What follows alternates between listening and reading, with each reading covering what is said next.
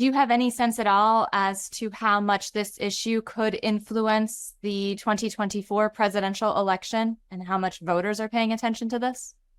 Well, my sense is not very much that this is not really, for some reason, a big issue for most people, even though it's vital for the future of Europe. There's so many other things going on in the world, and particularly the war in the Middle East, what's going on in Gaza. For example, on our campus, that's been the main focus of attention. And even though you have this ongoing conflict in Europe, it hasn't really drawn the same kind of heartfelt activism that we see around Gaza. I'm not sure why that is exactly, but some of the students are focused on it, but the vast majority are not. So I don't think it's really going to be a big issue. You mentioned that this conflict between Russia and Ukraine is vital for the future of Europe. I'm sure we could spend hours talking about the many reasons why that is, but can you give us just a 60-second breakdown of why this conflict is vital for the future of Europe? Well, Russia is not a big supplier of goods and services, really, but it does supply a lot of energy to Europe. And that was the main trade, particularly oil and natural gas.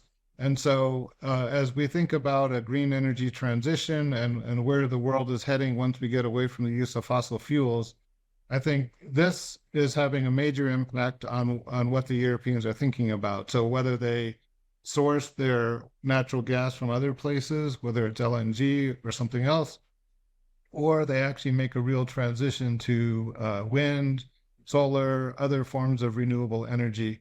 I think that's the key thing here. And so it's really, this war has given Europeans a big impetus to realize that Russia is not a reliable partner. They basically cut off all their connections with Russia. And, not all the energy connections have been cut off. There's still pipelines flowing, but many of them have been cut off. And clearly the future is going to be moving away from Russia, finding other more reliable sources, whether it's fossil fuels or something else. And so I think that's the key here. But also, we have a return of the Iron Curtain, basically, that there's no more educational exchanges with Russia. There's no more tourism going to Russia. None of the ties that have been building up over the last 30 years since the end of the Soviet Union are continuing.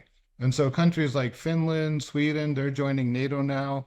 They're thinking about ways to really integrate with their neighbors. Norway, like the Nordics, are all working together because they see that Russia is a real threat to them. Whereas in the past, many of those countries have been focused on maintaining a good, solid relationship with Russia, regardless of what it was doing in Ukraine.